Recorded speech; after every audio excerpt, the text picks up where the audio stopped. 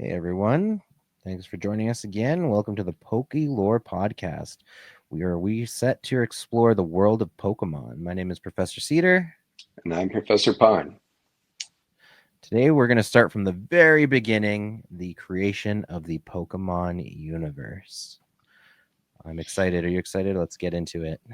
Yeah, let's do it. In the beginning, in the ancient legends of the Sinnoh Islands, it is whispered that the universe began with a single entity, Arceus, the original one. From an endless void of nothingness, an egg appeared, an inexplicable miracle adrift in the silence of the cosmos. When it hatched, Arceus emerged, a being of incomprehensible power and the first to ever exist. Alone in the vast emptiness, Arceus set out to found the universe. So right off the bat there, it's kind of interesting. The very first being to come into existence is in fact a Pokemon before anything else existed. There's no worlds, there's nothingness. And then this egg spontaneously generates in that void. And from that egg hatches this first Pokemon who is a creating being, which would put it akin to something like a god. Yeah.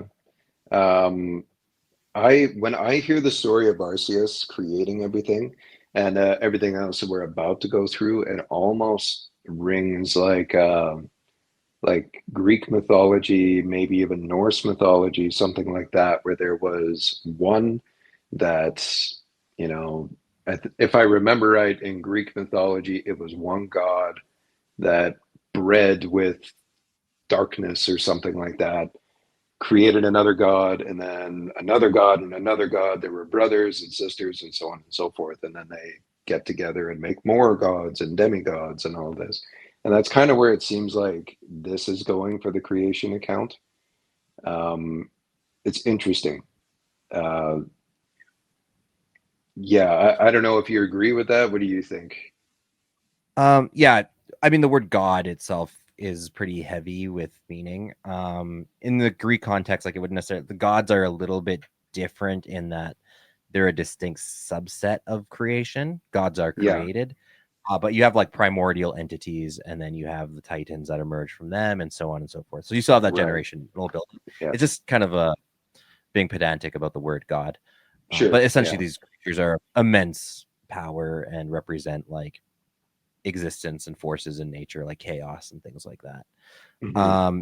In terms of Pokemon, there's a lot of parallels too with like other creation stories, like biblical creation from like the Abrahamic religions, Hmm. where you have one creator entity that from nothingness begins to create and shape everything that exists. Right. Um, Yeah, Also, a little interesting funny note is like the chicken or the egg, which came first, and in this case, it was the egg that came first. So that's right. And then the yeah, the question egg is, who put the spontaneously egg generated. there? It's like Well, no, that that's question. yeah, Huh? that's not the question because it existed. The egg came first. No, We have an answer. but you know that question, if there is a God, then who created God? So in this Right? Yeah, case, yeah, it's if there's egg, who created egg, you right. know? Yeah, So that's fair. it's yeah, it's a weird thing. It's interesting. It makes you definitely kind of scratch your head and wonder what's going on there. But yeah. He So created him oh, there you go. He could have. Yeah. Okay. That's great. All right.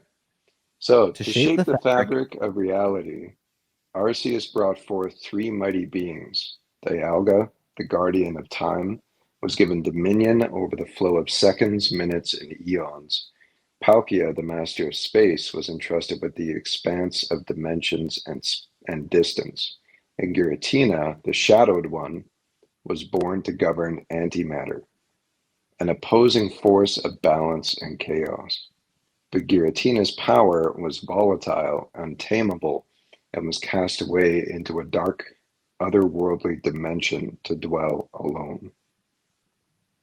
Within its newly formed universe, Dialga and Palkia took their places as overseers of time and space, their existence bound to delicate balance of creation itself. It is said that these two dragons hold the power to either safeguard the cosmos or unravel it entirely. Such power tempts even the most steadfast of hearts, such as Team Galactic's leader Cyrus, who believed that to control Dialga or Palkia was to control the very flow of time or the boundaries of space, an ambition that could make any mortal a god. I struggle with that personally. Um, Okay. I don't know. I see why he would think that, but at the same time, Pokemon are kind of limited to how many times they can do things, and they put boundaries and borders around Pokemon in the games as far as what they can do, what they can't do, and like there's a reason you can't go into Pokemon Diamond and catch Dialga and go and just wipe out Team Galactic just like that, right? Like Yeah. they Yeah. set Like, boundaries like that, you know? Um, yeah, these entities just are like transcendent of any basic powers, like controlling time and space. Like we said, like that could make you a godlike in terms of the powers you control. But it also leads to the question of how a Pokemon like that lets itself be captured and mastered, right? Like, how right, can you master a creature that masters time? right. So, Without that creature giving, like, bending its own will to you intentionally. right. And in Pokemon Diamond in the game, that's actually how you get Dialga or Palkia, is it essentially chooses you and wants to go with you. It's like when you're battling it, it's battling you to see like are you on my level or are you like a nothing human being? And before that happens, you have Cyrus who tries to get Dialga or Palkia, depending on what game you're playing. And it doesn't go according to plan, partially because your job as the main character is to be a major pain in everybody's ass and make sure they can't accomplish their dreams, only you can accomplish yours. But also, uh, Dialga or Palkia, they kind of do this whole like, who the hell are you? What do you think you're doing? Like, away from me. They kind of And, give them one of those. yeah, well, and that makes sense, right? Like, for a human to try and master a god, like, Yeah. how I just don't know how that could be possible. But maybe when we delve into Team Galactic and Cyrus, there might be more information there that will help us understand. Another interesting note in mythology is the association with dragons and creation and primordial beings. Oh yeah. Dragons exist in a lot of mythology, and obviously, Pokemon coming from the east, I mean, east of us, is influenced by that. And dragons do play quite a prominent role in Eastern mythology as these primordial creatures or spirits. And again, that like it goes through other Middle Eastern cultures as well, Hmm. like Persian culture. Dragons play these prominent associations with creation, and yeah, even like that extension into biblical themes as well. Dragons appear as primordial creatures as well, Yeah. so Yeah. it's quite a universal thing. And obviously, in Pokemon, these three ultra powerful titans are dragon like, at least in their appearance, and they're described as dragons. I don't know if they're necessarily dragon types. We'll get into the type situation in another episode, but Hmm. as far as we're concerned, they look and act and seem like dragons. Hmm. One more quick point I wanted to bring up too is um, the kind of creator god creating other entities, ultra powerful entities that are almost gods unto themselves. So we have Arceus, this like singular creator being, and then it creates these three initial ultra powerful beings as well that control elements of nature. Right. You kind of see some of that in like Tolkien mythology, with you have like the one creator god Iluvatar, and then he creates the Valar, who kind of embody this like dominion over certain areas like the ocean or the sky.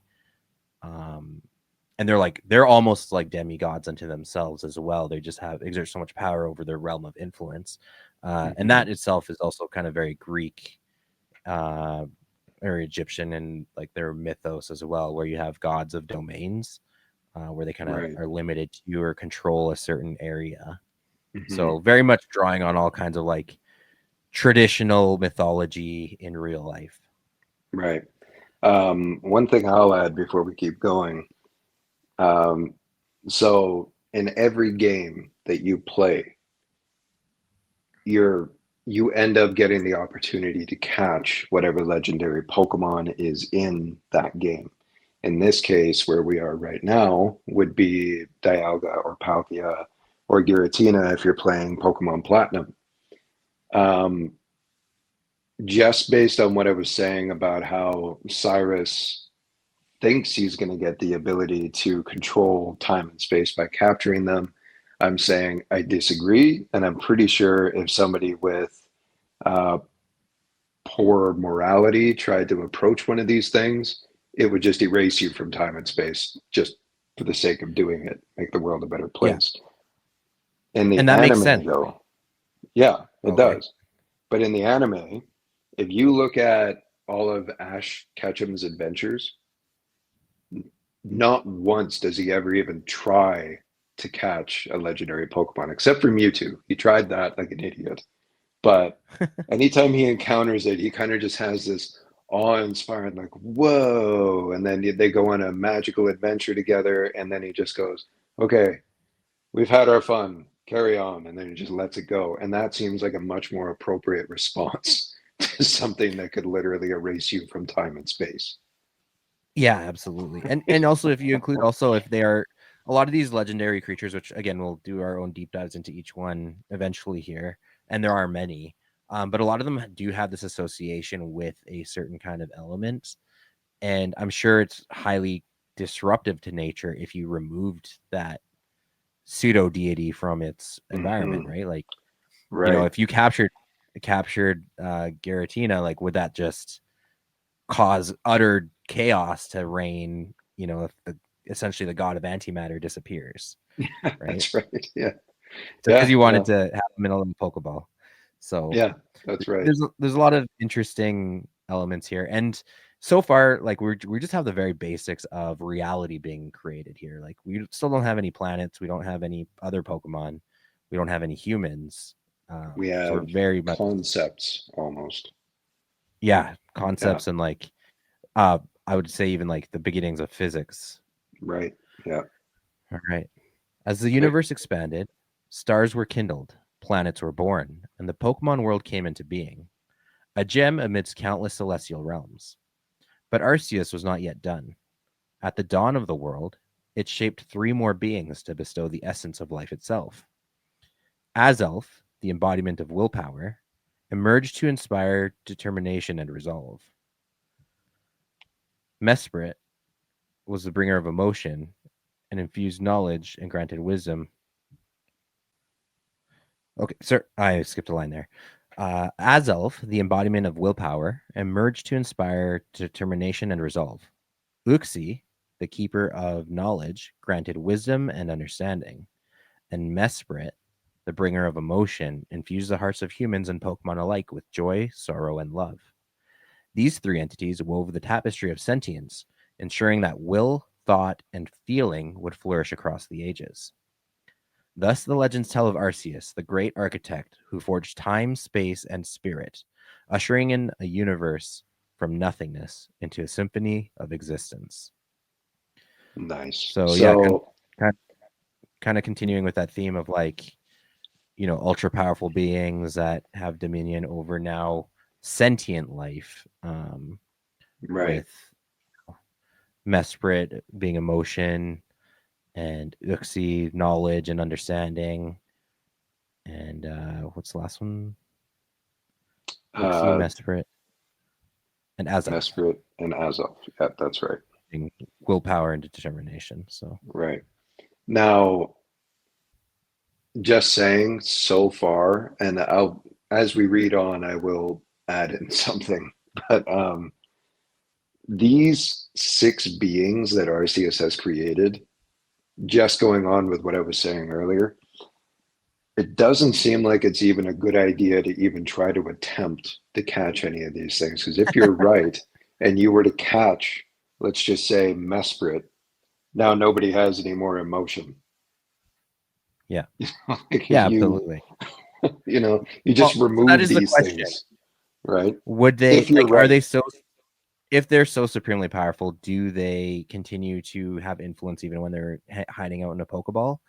Or Mhm, like we said, does that thing that they govern fall into chaos and disarray or disappear? mhm. And Um, clearly it doesn't because you catch it in the games and everything yeah. seems to carry on. But you know, it's interesting to try and think of how, like, I guess with Palkia and Dialga, with them, they could be kind of locked away. Nobody needs to touch time and space. If they do, they're going to mess it up, right? Yeah. But for these three, controlling things like emotion, wisdom, understanding, sorrow, joy, things like that, the way I kind of imagine it in my mind would be, say, you go on a first date, is which one? Sorry, I'm screwing up here. Say Mesprit. Is Mesprit hanging out over your first date, making sure, like Cupid, that you feel like love and joy and happiness with this person? And then he just jets off before you notice he's there, right? And the same with wisdom and knowledge. Is he hanging out at universities and bestowing this on people and things like that, right? Definitely not at universities, but yes. I Well, get what but you're saying. yeah, but you get what I'm I was saying, making a right? joke. Like Yeah, yeah. travels to a I case by case basis. yeah, so again, it goes back to that like idea of a deity and like omnipotence and omnipresence. Are they Right. everywhere all the time? Like it's not possible for Mesprit to be at 100 different dates that are all happening around the world at the exact same time. So it's more of like a conceptual influence Well, where I'm not gonna, they I disagree with you because they are psychic types, and these psychic types have the ability to teleport. So then the question would be, do they have some sort of like future sight to know what's going to happen in the next 5 seconds and just boom, they're there? Maybe. well again, you still have to be at two places at the same time because even like I don't know what the Potentially. population of the Pokemon world is, but if there's 8 billion people, there's going to be more than one date happening at the same time with that Sure. many people. Yeah. And I see what you're saying. It could also be because you encounter these three Pokemon in respective caves, as we'll read as we go on. So it could be that these caves um, are somehow like at a strategic point in the Pokemon world where they're able to influence everything all at once. Maybe they could just be that powerful, like we're saying. It's hard to say, but Yeah. yeah. Okay, continuing on. To this day, the only three known planets have been glimpsed that have been glimpsed within the vast expanse of the Pokemon universe.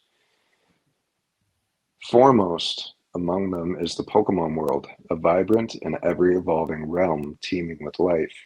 Accompanying it is its enigmatic moon, a celestial body steeped in legend, believed to be the origin of the mythical Clefairy, who are said to descend from its pale, otherworldly glow.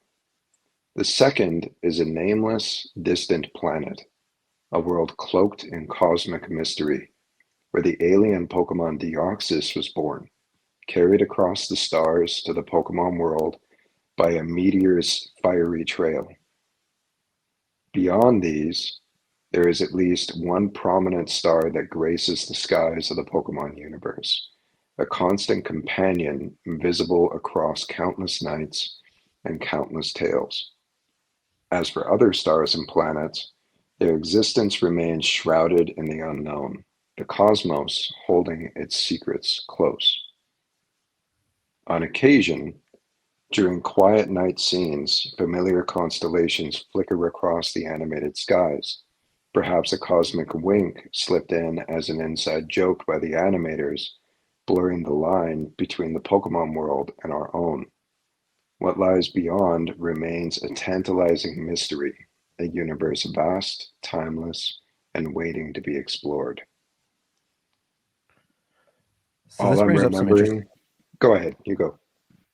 interesting points about the fact that some Pokemon are actually alien to the world. So for sure, we have Clefairy and Deoxys explicitly mentioned, not to mention some others that might come up later. And then just again that association with it's surprising how little is known about space in that a lot of human mythology does revolve around the heavens and revolve around stars and constellations and things like that and planets. Like we as humans have observed that there are other planets in the night sky long before we even had telescopes. Right. So that's a very underdeveloped part of the universe, which could be, rife for exploration as for maybe some future expansions. Um, but for now, it's kind of left mysterious, and we do know, like I said, that other alien life exists out there that seems to take the form of Pokemon as well. And once Hmm. again, I'm just going to bring up the fact that humans haven't come into the picture yet. So Yeah, that's right. We don't actually at this point. We still don't even have a planet. I don't think, do we? yeah, we do. Oh, we have Um, stars. Well, it talks about there being planets. So yeah, yeah, yeah, I guess so. I guess, yeah, yeah. And what but we're that going to get planet looked like is kind of up to debate at this point.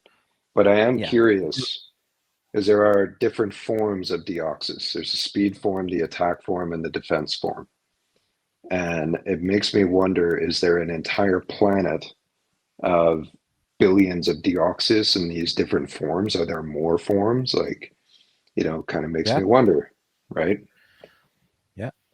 No, Yeah, absolutely, and I'm sure we'll explore that more when we get to a Deoxys episode for sure. that would be a really cool movie if they made that. I would watch that. Okay. So I'm saying space, like Pokemon sci-fi, would be actually pretty cool. Oh yeah, yeah, it would. Yeah. All right. So let's get into the shaping of the world, the anvil of creation. In the primal age, three titans emerged to shape the newborn world. Primal Groudon, born from the molten depths of the earth. Primal Kyogre, forged by the crushing pressures of the deep sea. And Rayquaza, formed from the minerals of the ozone layer. Some believe these three predated the very oceans, lands, and skies they would later mold into existence. Groudon raised continents, Kyogre filled the seas, and Rayquaza soared through the heavens, dwelling high in the ozone layer, its final resting place being the sky pillar. Again, kind of as I mentioned earlier, like we have more titanic creations that are taking dominion over certain areas now on the earth, and shaping the earth. Really, they are taking what Arceus put out there and they're forming it. Hmm. Um, I just wanted to also point out that the ocean and land kind of division, ocean, land, and sky division is also prominent in mythology. Typically, they are three of like the biggest or most powerful gods. Like in Greek mythology, you have Poseidon, Zeus, and Gaia, which was a Titan. And then you have like in Egyptian mythology, Osiris, and I can't remember who the other two dominions are. I'm sure someone will send us an email to remind us.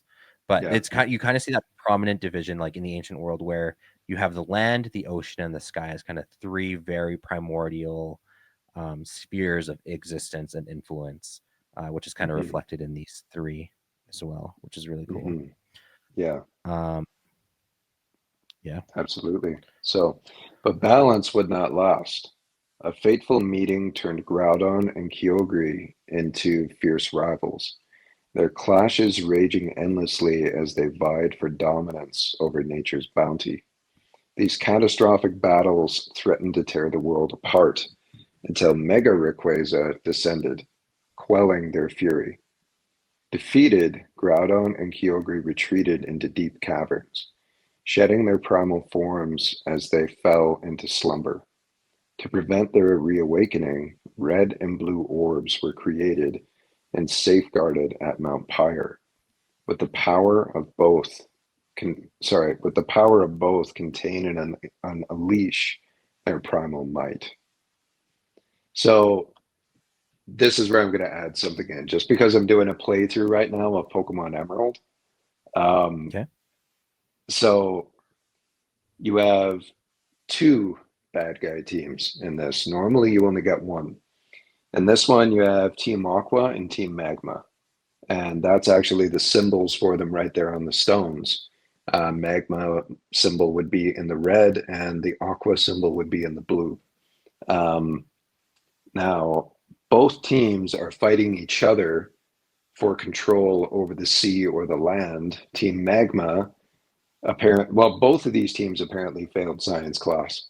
They Magma seems to think that they need to get rid of all the world's water supply and turn it all into ground because that would be better for humanity.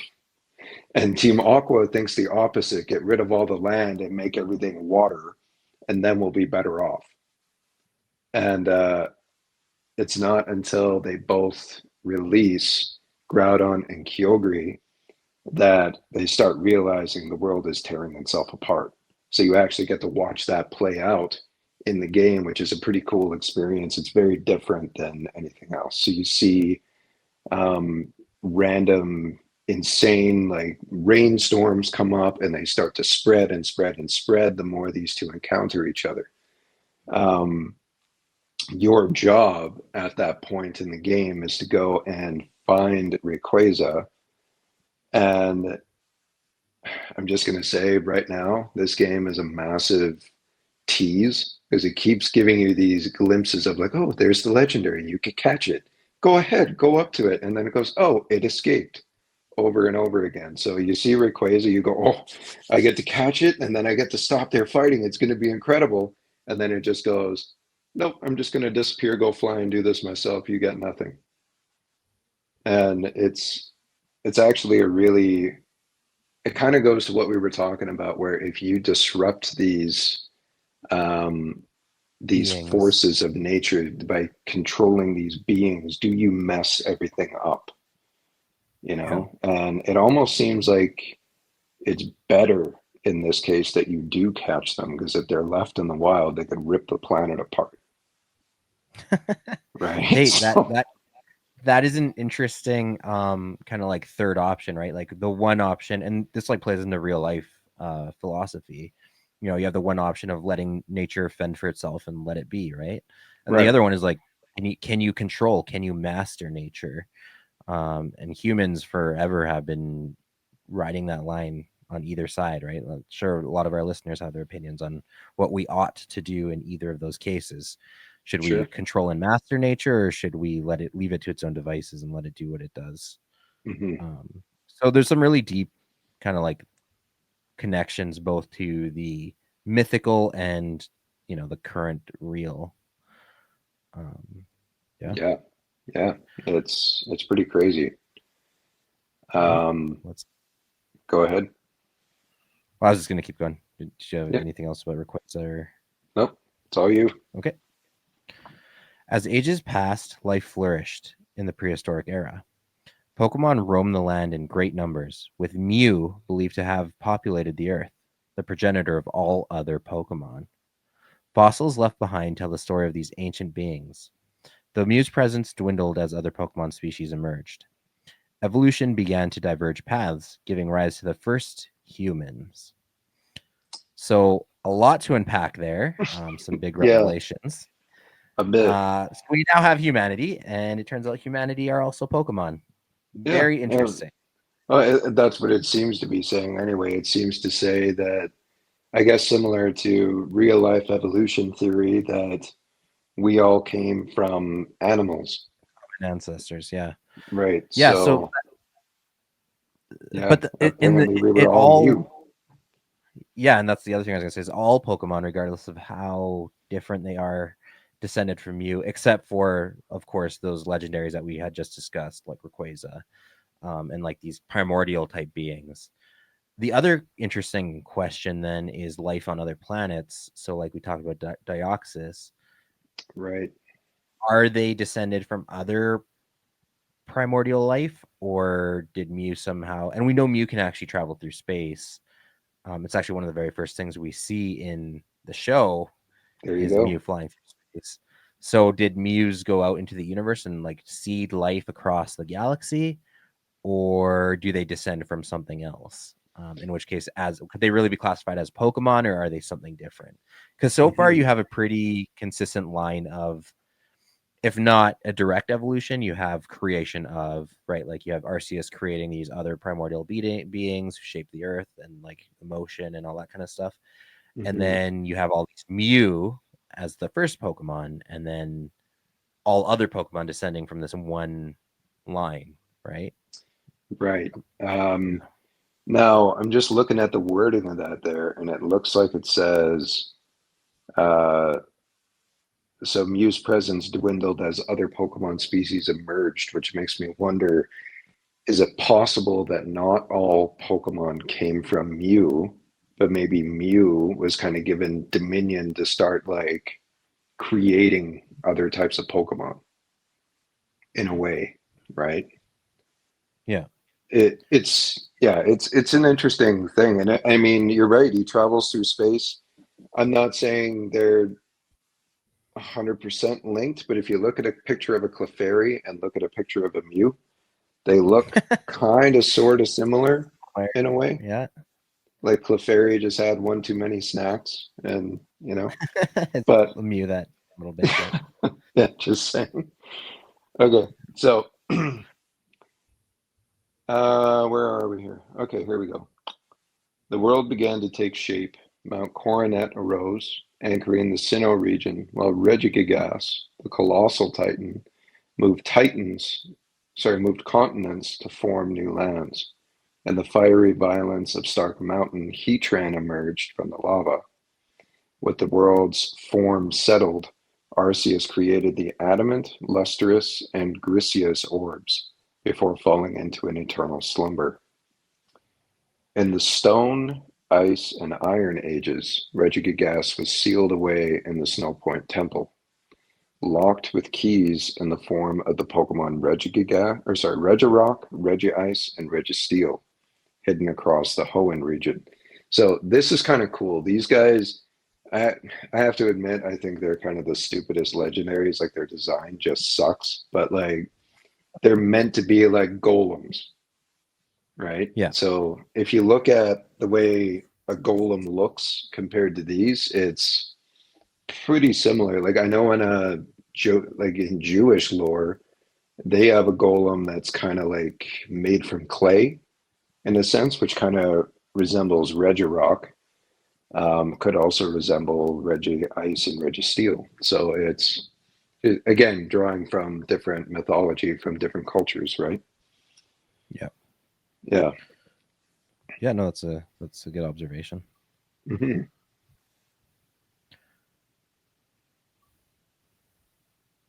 I lost where we're at. So, Then 20,000 years before the present, a meteorite crashed into the planet, a harbinger of calamity.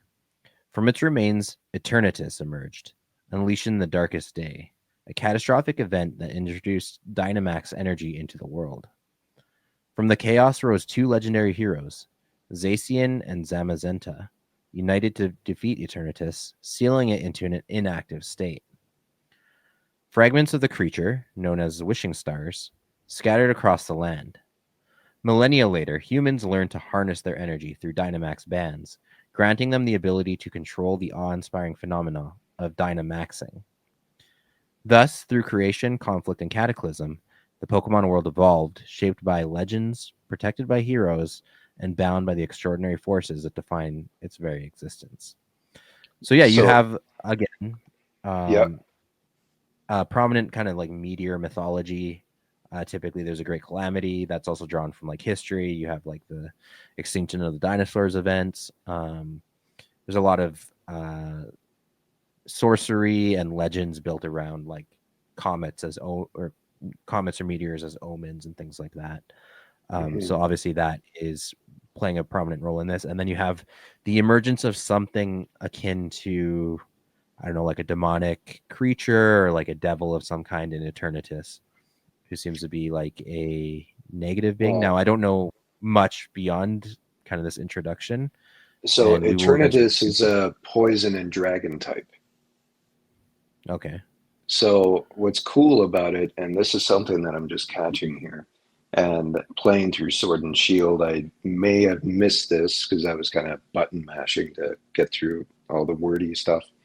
Um, they mention they mention here in what we're reading that Eternatus came here on a meteorite, which kind of makes me wonder if there's three planets, the moon, the Pokemon world, and the world of Deoxys, which one did this thing come from, if any? Yeah, that's Right? a good question. The alternative is keeping with that whole dragon mythology. Um, Again, in like Christianity, Satan falls to the earth in the form of like a meteor or fallen star, is kind Right. of what he's described. So, is it drawing from that kind of mythology, and you have like a dragon in the end of time kind of thing? So, So here's the again, I don't theory know then. much about Eternatus until we get to that episode, Yeah. but yeah, go on. We might have to unpack this further, but just a thought. Giratina ends up sealed away in another dimension, and who knows what's over there? It could Yeah. be that Eternatus slipped through there when they put Giratina in there. Because this is all happening 20,000 years before the present, right? So Yeah. just assuming that they put Giratina in this other dimension 20,000 years ago, you don't know if this thing got out at the same time. And this is Yeah. why we don't mess with wormholes or time and space. But Lesson what's, learned. yeah, exactly. Now, what's kind of cool though is, and I missed this when I was reading through this on my own, but it says that fragments of Eternatus actually fall off of the creature, and people start using those for the ability to Dynamax their Pokemon. So, do you know anything about Dynamaxing?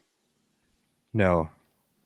Yeah, Okay, it's totally new to so Dynamaxing is the ability to take your, let's just say, how big is a Weedle? A Weedle is like what, 8 inches long, something like that, maybe 10 inches long. It takes it from that to being the size of a skyscraper. And me. Okay. it's done through the ability that's given to you in this kind of like a band that has this Dynamax power in it, or a wishing star in it. Um, Now, it's kind of interesting. It transforms all of their power. So instead of you having, say, a poison sting attack and a Weedle, you end up with this, like, I think they're called like giant swarm or something like that. And it's just this insane, like, bug attack where everything is just like butterflies and everything coming everywhere. And it just attacks your opponent and wipes them out in one hit, assuming that you have the super effective type. But yeah, it basically increases the power of the Pokemon, increases the size, increases everything about it. Okay. And it became the main way that the trainers battle in that region.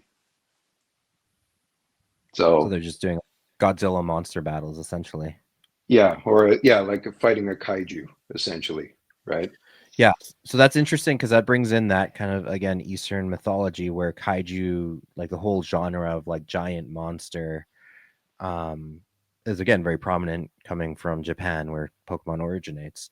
So to bring that's obviously how they bring it into the Pokemon world as well. And now you have the option to Dynamax your Pokemon and turn them into Godzilla or King Kong and have them duke it out. So Mm-hmm. Yeah, that's very cool. but I think this is a good place to take a break for now. So until next time, I'm Professor Pine, and yeah, we will see you guys next time. Take care.